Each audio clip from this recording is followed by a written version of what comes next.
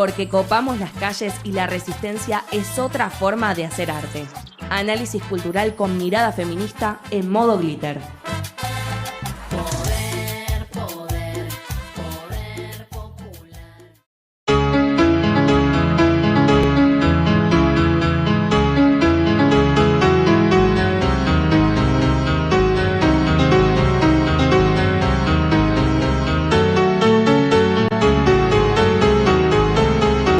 Una impresionante multitud converge hacia el centro de Buenos Aires. Tras el paro general proclamado por la CGT en una reñida votación, los trabajadores se movilizan en forma espontánea hasta la Plaza de Mayo a reclamar la libertad del coronel Juan Domingo Perón, quien había sido desplazado de sus cargos y detenido en la isla Martín García, aunque en esos momentos se encontraba en el hospital militar para un chequeo médico.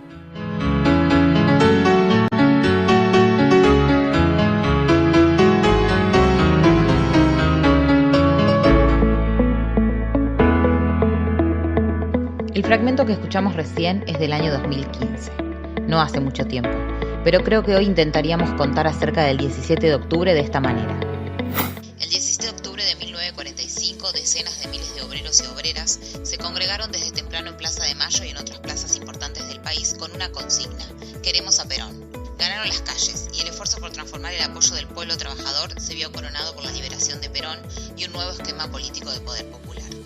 Las mujeres también fueron protagonistas de esta jornada histórica, pero como siempre sucede, han quedado invisibilizadas bajo el manto totalizador del lenguaje que llama obreros y trabajadores a quienes marcharon pidiendo la liberación de Perón aquel 17 de octubre. La misma Eva Perón recuerda en su libro La razón de mi vida a aquellas mujeres que estuvieron ese día y dice: la mujer argentina se transformó desde aquella tarde gloriosa del 17 de octubre en que formó con todo el pueblo las columnas reivindicatorias de la voluntad nacional, dispuestas a morir o a liberar al coronel Perón. Mucho se ha dicho y escrito sobre el 17 de octubre, pero siempre desde la visión del varón. Para contar la historia de las mujeres que marcharon ese día, elegimos a modo de ejemplo contar la historia de una mujer muy especial y olvidada por la historia, María Bernabiti de Roldán. Fue la primera delegada sindical en Latinoamérica del frigorífico Swift, en la localidad de Berisso, al sur de la ciudad de Buenos Aires. Tuvo un rol clave en la mítica movilización a Plaza de Mayo del 17 de octubre de 1945. Para contarles su historia, retomamos partes de una nota de Tali Goldman publicada en LATFEM. Como todas las historias del siglo XIX, la de María Roldán fue también una historia de inmigrantes. Su padre, Agustín Bernabiti, escapó de Italia a los 18 años en el legendario barco Princesa Mafalda. Políglota y violinista, Don Bernabiti se ganaba la vida como albañil.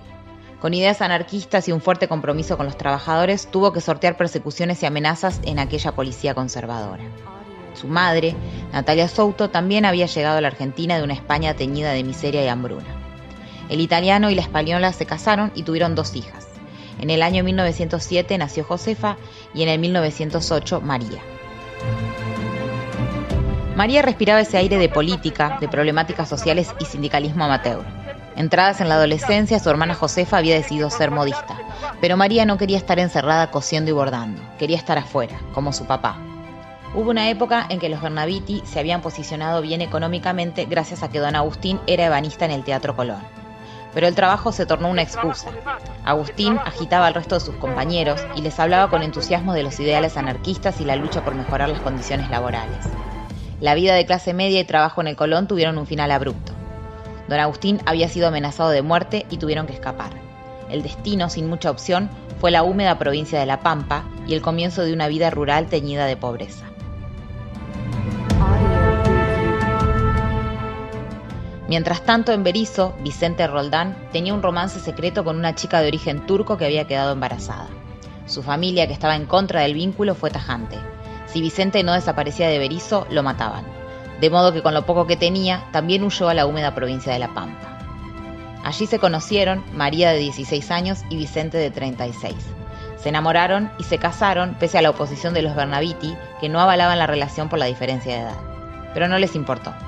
Comenzaron su propia vida de nómades en el campo, él como cosechero y ella como cocinera. Y en pocos años formaron una familia con 5 integrantes. La decisión de volver a Berisso la tomó María, una noche en que presenció un episodio que la aterró y la hizo cambiar el rumbo de su vida. En una chata, una familia velaba a su hijo menor. que había muerto de hambre en el camino. Llorando, María fue corriendo a contarle a Vicente. Le dijo que ella no quería ver a sus hijos morir así, de hambre. Así que volvieron a Berisso.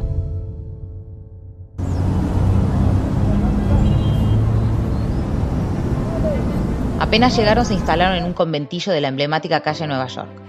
En la casa chorizo con varias habitaciones había un solo baño con una letrina en el piso para todas las familias. Los Roldán dormían los 5 en una sola pieza con una cocina. Vicente volvió a su viejo puesto de depostador. Su tarea consistía en trozar los pedazos de carne.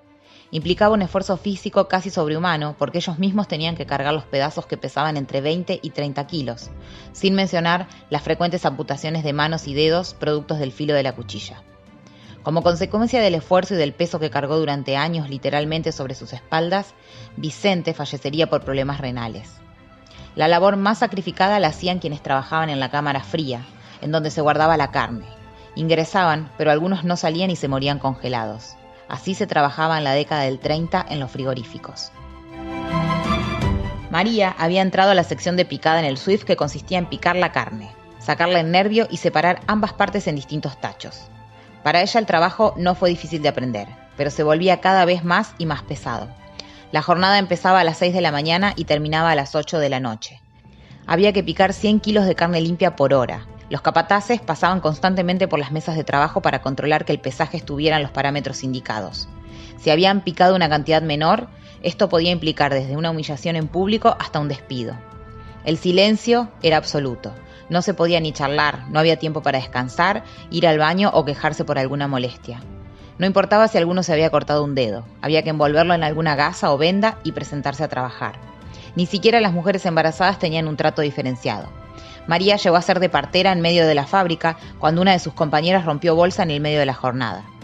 De modo que las 1.200 mujeres que trabajaban en esa sección agachaban la cabeza bajo un único imperativo: llevar el pan al hogar.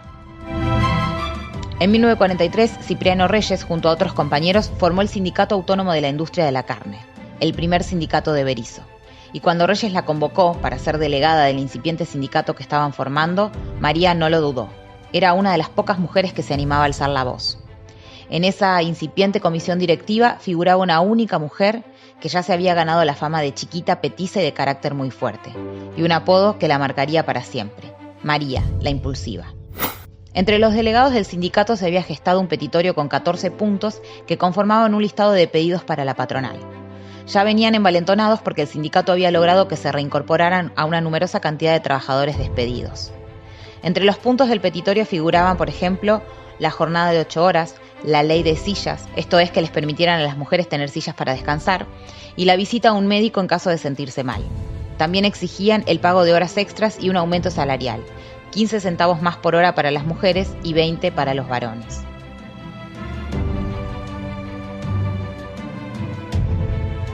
Aquel 17 de octubre, bien temprano, María recibió el llamado de Reyes.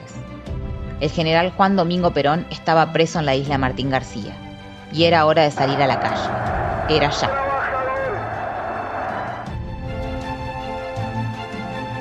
Para entender un hecho histórico y político de tal magnitud como fue el 17 de octubre, es necesario comprender las transformaciones que se darían en la vida concreta de las personas años más tarde, a partir de las políticas ampliatorias de derechos que traía el peronismo, y que ese día eran la esperanza de quienes marchaban. Y en el marco de las transformaciones concretas, fueron las vidas de esos obreros y obreras, como María Bernabiti y Vicente Roldán, junto con las de sus familias, las que se verían transformadas con la llegada del peronismo al poder. Y de esta lucha histórica, las mujeres también formaron parte y fueron un engranaje fundamental.